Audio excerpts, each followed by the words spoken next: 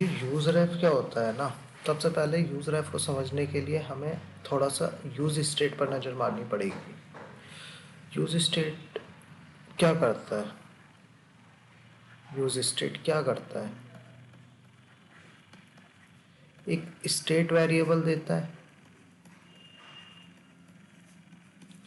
अब state variable ये क्या होता है, अगर हम इसको अपडेट करेंगे सेट फंक्शन से तो ये क्या कोज करेगा। अगर इसको हम सेट करेंगे तो ये क्या कोज करेगा, ये हमारी एप्लीकेशन को री रेंडर कर देगा। ठीक है। फॉर एग्जांपल काउंटर काउंटर बनाना है हमें, तो काउंटर की वैल्यू इनिशियली ज़ीरो है। सेट करेंगे, इसको इंक्रीज बाय 1 करेंगे तो उसकी वैल्यू क्या हो जाएगी, और कोई बटन लगा देंगे, उस पर क्लिक करने पर उसको सेट करेंगे तो इसकी वैल्यू बढ़ जाएगी। मगर यूज रेफ में क्या है कि यूज रेफ भी एक वेरिएबल क्रिएट करने के लिए यूज होता है, बट वो वेरिएबल सेम रहता है अक्रॉस द री renders. It will remain same across री रेंडर्स। फॉर एग्जाम्पल काउंटर है, और यूज रेफ क्या करता है ना, हमें समझना पड़ेगा थोड़ा सा। यूज रेफ और यूज स्टेट, यूज स्टेट क्या करता है, एक एरे रिटर्न करता है, एरे।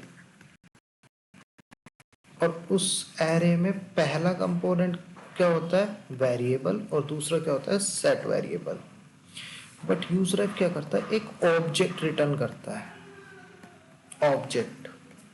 उसका नाम तुम कुछ भी दे सकते हो। फॉर एग्जांपल मैंने दे दिया माई रेफ। इस ऑब्जेक्ट की एक प्रॉपर्टी होती है करंट,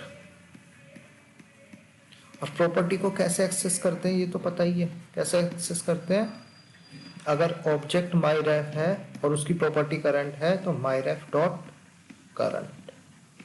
और ये प्रॉपर्टी ना म्यूटेबल है, मतलब इसको चेंज कर सकते हैं हम। याद करो, यहाँ पे इस वेरिएबल को डायरेक्टली चेंज नहीं करते हम। यहाँ पे हम सेट वेरिएबल जब करते हैं तो एक नई वैल्यू भेजते हैं, राइट। ऐसे नहीं करते हैं वैल्यू प्लस प्लस। अगर सेट यहाँ पे वैल्यू ज़ीरो है तो इसको ऐसे सेट नहीं करते वैल्यू प्लस प्लस।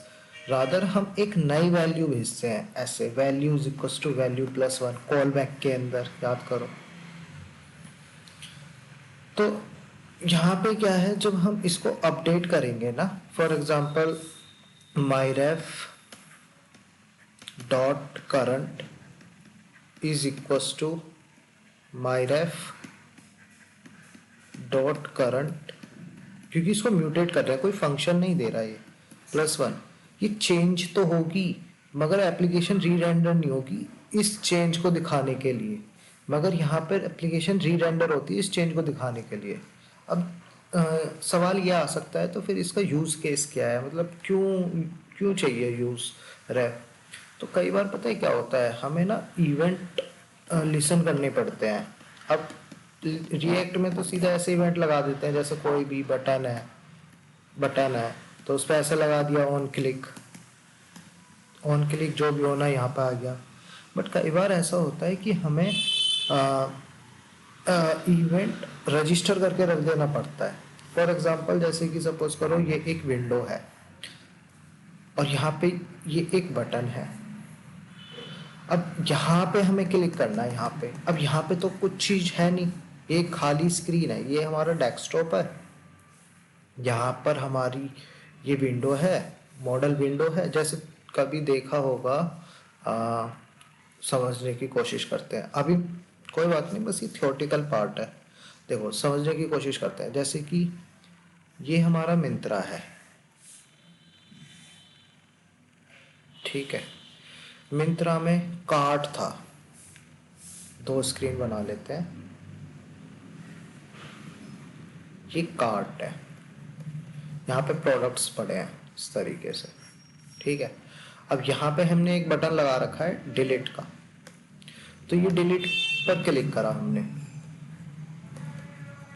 तो क्या होगा कि एक विंडो खुलकर आएगी, जिसमें पूछेगा are you sure you want to delete, are you sure you want to delete. और यहाँ पर अगर डिलीट करना है तो यहाँ पे एक बटन होगा डिलीट, एक बटन होगा कैंसिल, कर दो कैंसिल।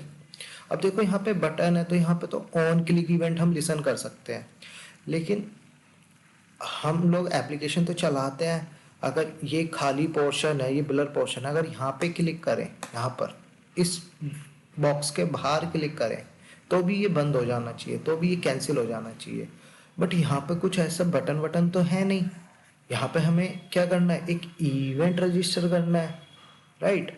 तो इस तरीके के लिए कि एक इवेंट रजिस्टर कर दें, इस एलिमेंट को सेलेक्ट करना, वो यूज रेफ कर सकता है काम।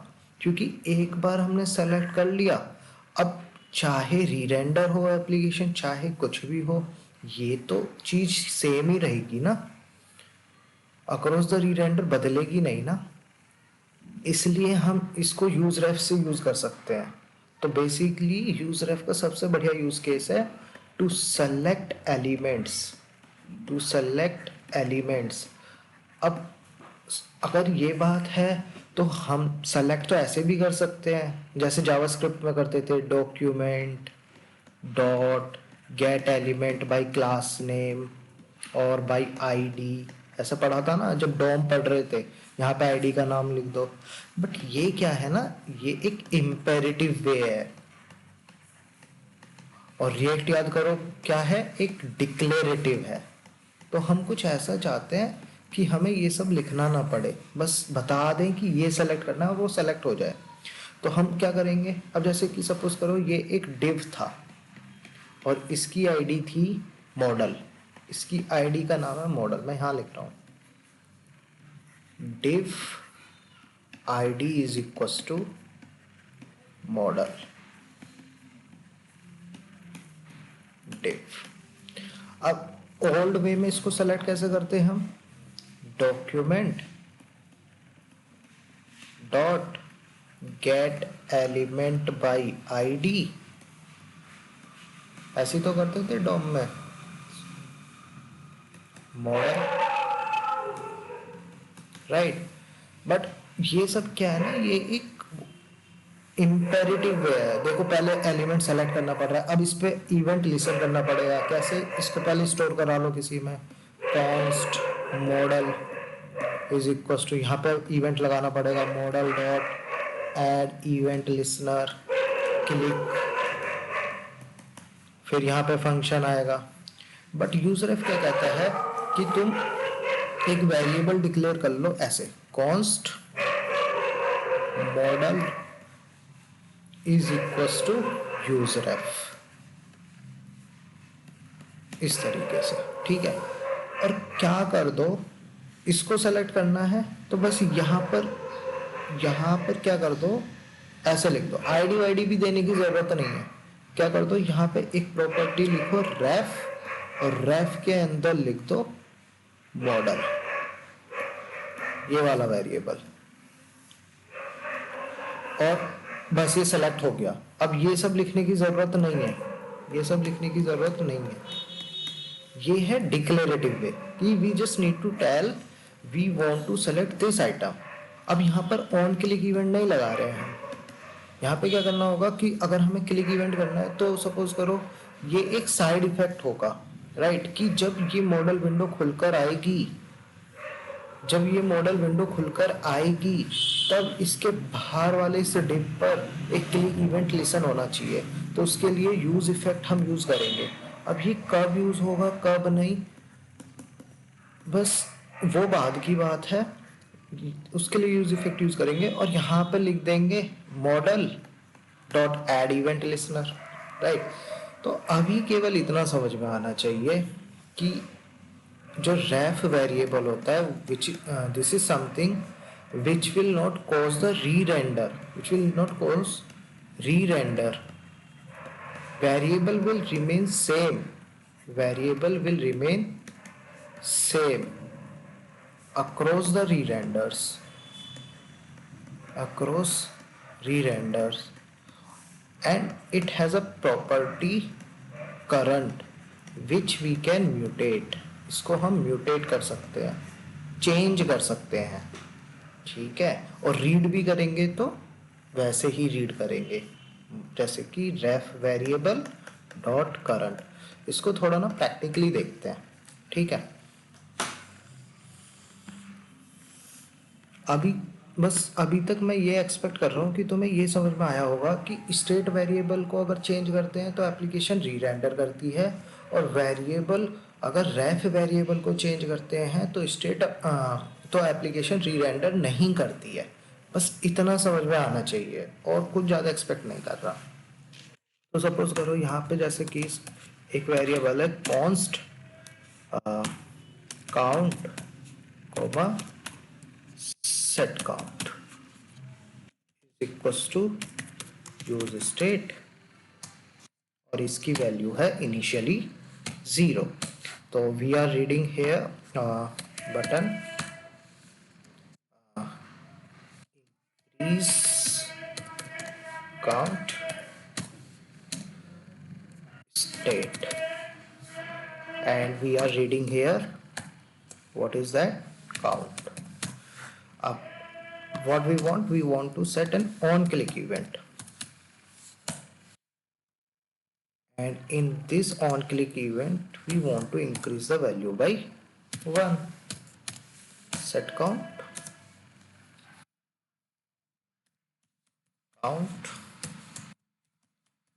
plus 1, right. अभी क्या होगा कि हम इसकी वैल्यू इंक्रीज करेंगे तो ये 1 हो रहा है, राइट। अब सपोज करो कि we want to declare a variable using the use ref, right. तो count ref, suppose use ref, right. So now we want to have one more button here, okay. uh, Let it be after h2 button increase increase count ref, and here we are reading as count ref. Usually क्या होता है कि रेफ variable को हम JSX में consume करते ही नहीं है कभी, बट इसको एक्सप्लेन करने के लिए मैं ऐसा कर रहा हूँ, कर सकते हैं बट उसका कोई फायदा है नहीं, क्योंकि यहाँ पर वो चीज आती है जो समय के साथ बदले, जो इवेंट के साथ बदले। यहाँ पर JSX में वही तो चीज आएगी। अगर JSX में कुछ कंज्यूम करना है तो वो इवेंट से बदलनी चाहिए, बट रेफ वेरिएबल पर अगर कोई इवेंट कोज करेंगे तो वो तो अक्रॉस द री रेंडर सेम ही रहेगा ना, इसलिए इसका कोई यूज केस बनता नहीं है। But to explain this I am consuming it here. So on click is equals to we can mutate the value, right? How can we mutate? Remember, count ref variable has a property, current property dot current, uh, and what we'll do, count ref dot current is equals to count ref dot current plus 1, but we want here a callback, right? Now see, now see,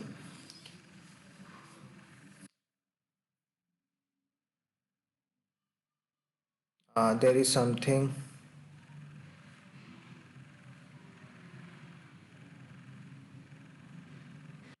is some problem. Let me see what is the problem here. Count ref dot current is equals to count ref dot current plus 1 is count ref, and count ref we want it, how will read count dot current, right?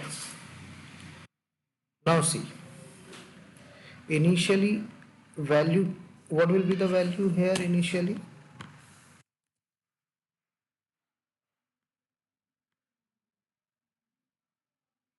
See, I am putting 0 here. So what this useref is doing, initially it is putting the value 0 in the property current of count ref.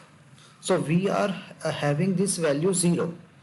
Now हमने क्या सीखा था कि अगर count रेफ की value को हम update करेंगे, हम ऑन क्लिक इवेंट पे अपडेट कर रहे हैं, तो ये वैल्यू अपडेट तो हो जाएगी, अपडेट होगी, मगर ये एप्लीकेशन री रेंडर नहीं होगी इस अपडेट को शो करने के लिए, बट स्टेट वेरिएबल में री रेंडर होगी उस अपडेट को शो करने के लिए। याद करो, keep UI in sync with data, तो यहाँ पे तो वैल्यू अपडेट हो गई, बट यहाँ पे वैल्यू अपडेट हुई है। कैसे पता चला हुई है अपडेट, अभी दिखाता हूँ मैं, मगर यहाँ पे एप्लीकेशन री रेंडर नहीं करी है। देखते हैं कैसे पता चल रहा है कि री रेंडर हुई है, अपडेट हुई है, कैसे पता चल रहा है। तो सपोज करो we are having use effect, right, and this use effect क्या होगा, ये हर एक बार क्या करता है, रन करता है, राइट। एक बार इसको इस तरीके से देखते हैं, पता नहीं, क्योंकि ये रेंडर नहीं होगी ना वैल्यू, री रेंडर नहीं करेगा ना, तो पता नहीं ये कंसोल होगा या नहीं होगा। कंसोल डॉट लॉग काउंट रेफ डॉट, देखने की कोशिश करते हैं।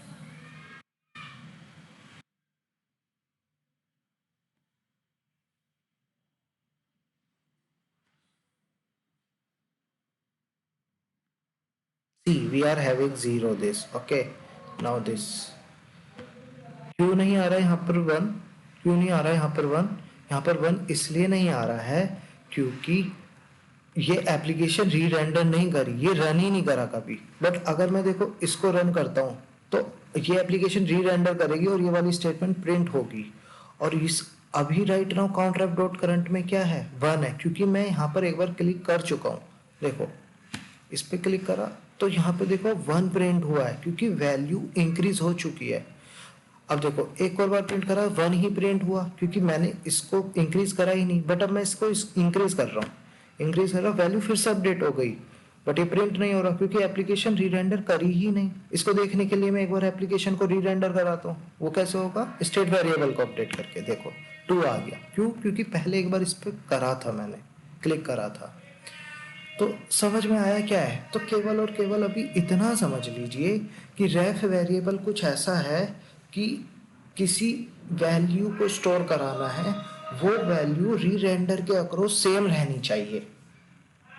समझ में आया कि कोई भी वेरिएबल, ये वेरिएबल इसलिए यूज होता है अगर हमें किसी वैल्यू को स्टोर कराना है और वो वैल्यू चाहे एप्लीकेशन कितनी भी बार रेंडर करे, कितनी भी बार रेंडर करे, वो वैल्यू सेम ही रहनी चाहिए। समझ में आया, इसलिए यूज होता है ये, राइट। और अगर मान लो मैं जो बता रहा था कि कैसे सेलेक्ट करते हैं, इवेंट को कैसे सेलेक्ट करते हैं, इनिशियली मान लो ये है, मतलब किसी एलिमेंट को कैसे सेलेक्ट करते हैं, तो यहाँ पे मान लेते हैं दिस इज h1 ref।